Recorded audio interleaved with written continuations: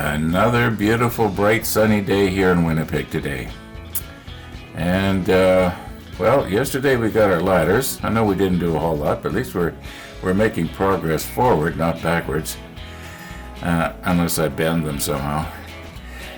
Today, I want to get these four pieces. The E22s, which are obviously identical, otherwise they'd have different numbers, and the C18 and the C19.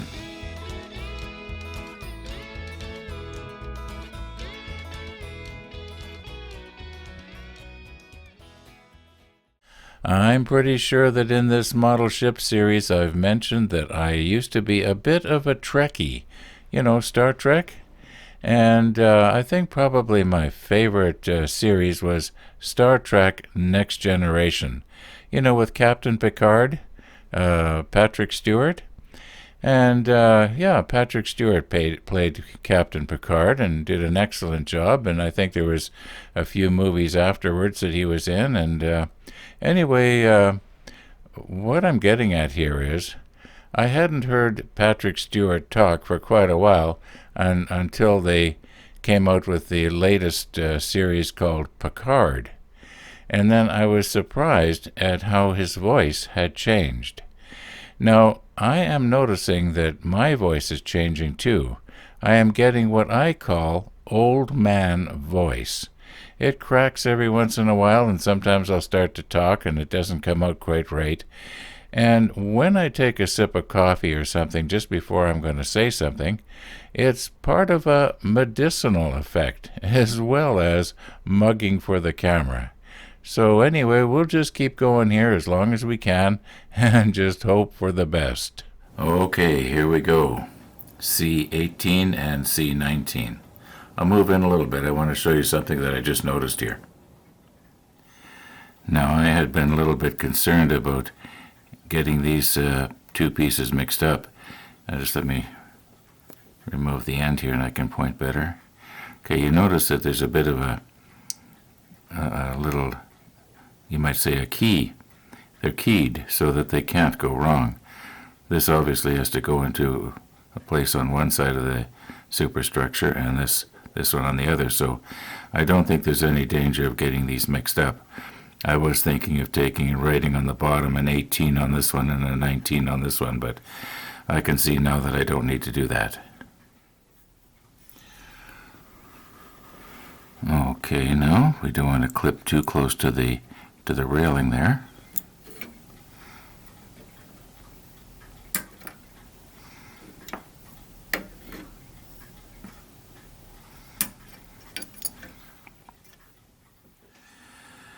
Now, I sure do wish that when they formed these parts, they didn't attach the sprue to the top of the sprinter rail. It just makes it so difficult to remove without accidentally getting a little divot in the rail. Now, I know we've talked about that before, but it just irks me every time I go to do one of these. I'm sure they have a reason why they do it. Now, perhaps I should have the macro lens on for this shot, but hopefully it's going to be clear enough that you can see what I'm trying to show. These tabs, I can't just nip them off with one nip. I'm going to have to probably go nip it this way, and then, why don't I just try it here, just very carefully come this way. Okay, now the other one would have to be this way, maybe.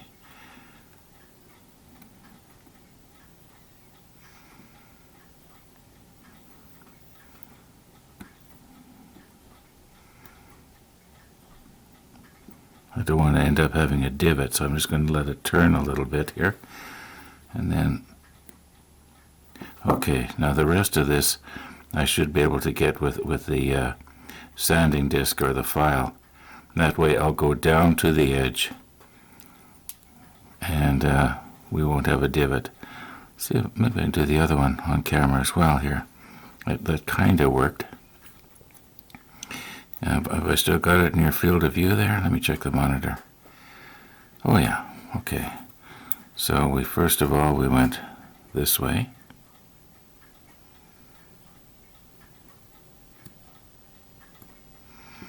And then we went this way.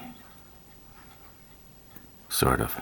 Well, this one actually came a little better. It's going to be less sanding to do. Okay, I'm going to do this other one the same way. Okay, you can see a little bit of, you might say, discoloration where the part was nipped off. But for the most part, you can almost not see where it was. So I think I did pretty good on these. Okay, let's get the E22s.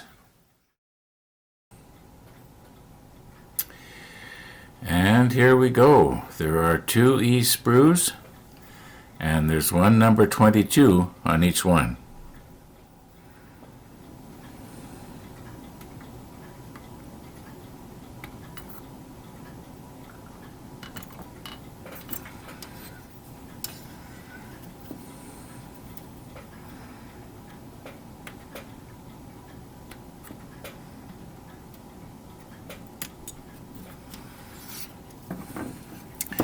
And here again, they've got it right up at on the rim here. Okay, I won't talk about it anymore. Okay, I know I said I wasn't going to talk about it anymore, but I just noticed something here. On this one, they've got the sprue connecting slightly different. Yes, it is right on the rim, but at least it's only coming out from the edge of the rim this way, not from the top of the rim this way as well. So this might be just a little easier to very carefully nip off here. I'm just going to very, very gently try and hold it so you can see it.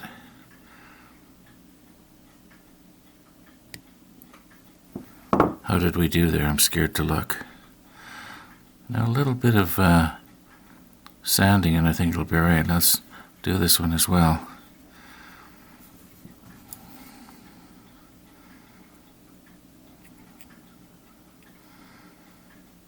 I hope I'm holding it so you can see it.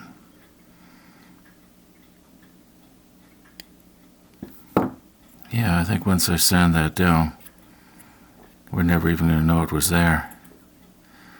Okay, let's get at that.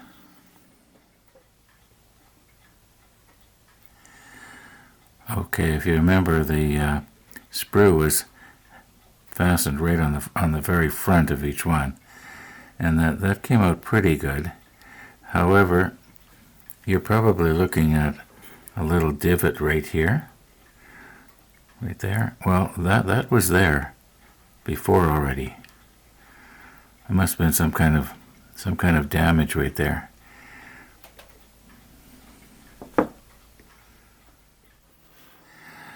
Now I was just mounting these pieces on the little blocks here so that they'd work well on the rotator. I don't know if these ones here will actually, have on the rotator spinning around, because something long like this does not work out really well.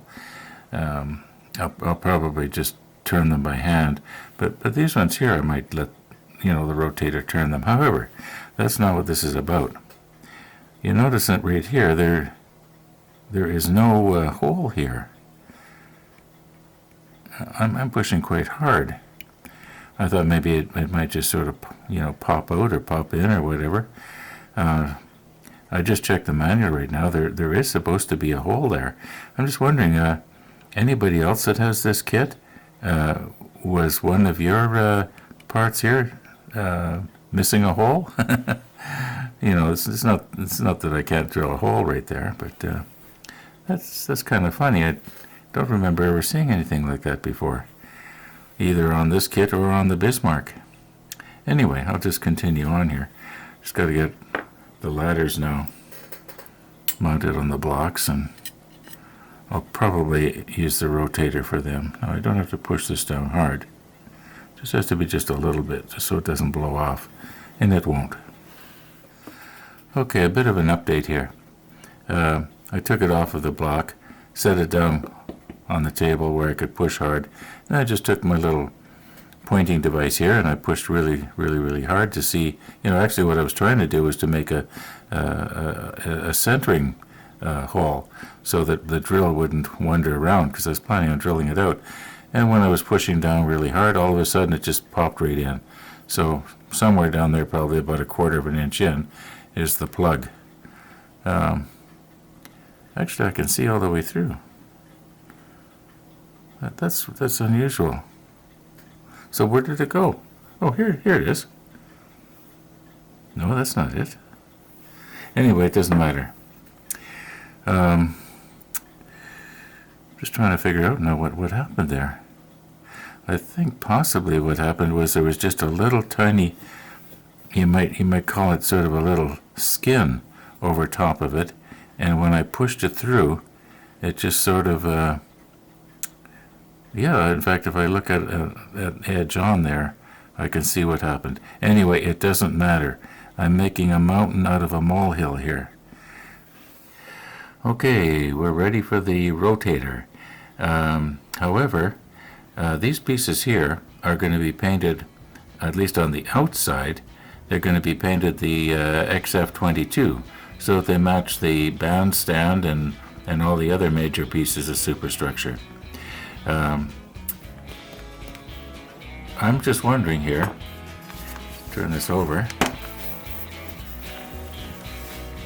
All right, if we get to step 42, is there going to be other pieces that we could paint the XF22 as well? And offhand, I'd say, why do these look so familiar? I think, have we already done these? And glued them on? No, I don't think so. Anyway, I'm going to just page ahead here and see if there isn't something else that we can do at the same time, because, when I've only got those 4 little pieces, I may as well, have to do a color change anyway for when we do the ladders. The ladders, I think, are going to be the 77. Anyway, it'll be the dark gray. I'm having trouble here not rambling because I'm sort of thinking as I'm talking. I should have thought about what I wanted to say before I pushed record, right? Anyway, maybe that I should cut this video off today and get my act together. So thanks for watching, everybody, and all being well, we'll see you tomorrow.